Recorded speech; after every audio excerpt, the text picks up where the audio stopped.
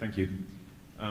Professor, you said a lot of wonderful things about China, and surely they're doing a lot of things right.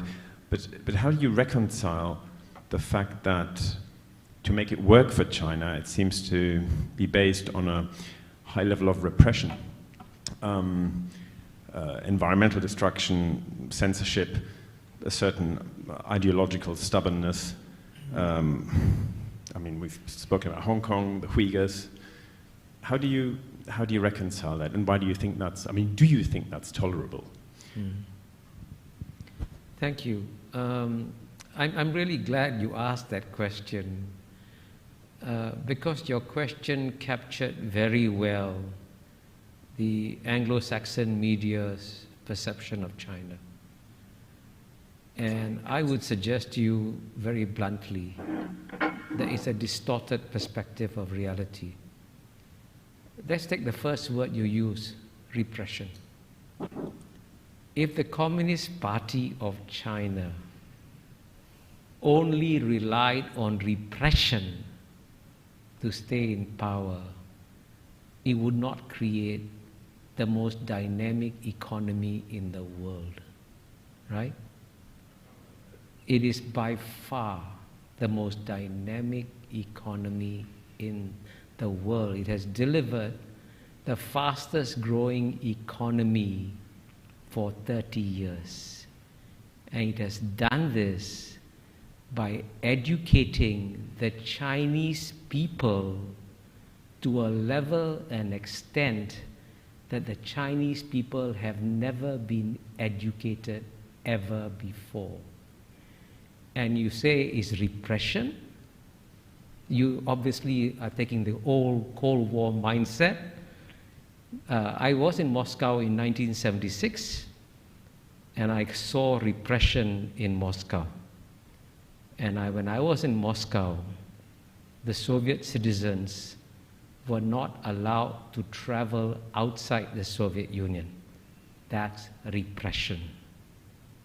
In the year 2019, 139 million Chinese left China freely. Guess what? Zero defectors. 139 million Chinese, right? That's twice the population of the UK. Went back to China. So all your description, when you say environmental degradation, China's climate change policies are far more responsible than those of the United States, which has not once, but twice withdrawn from global environmental protocols.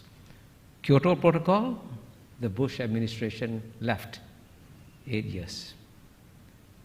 Paris Accords, Trump administration left 4 years. And you know what? The reason why we're having climate change today is not because of new flows of greenhouse gas emissions from China and India. It's because of what the Western countries have put in the atmosphere since the Western Industrial Revolution. Get the data. The single largest contributor, cumulatively, right, is number 1, United States, number 2, Europe, number 3, China. Right?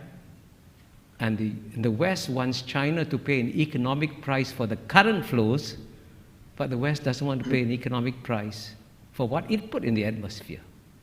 You want to deprive the Indians of electricity when the United States could just, by the way, if the United States could impose $1 a gallon tax, that would save the world.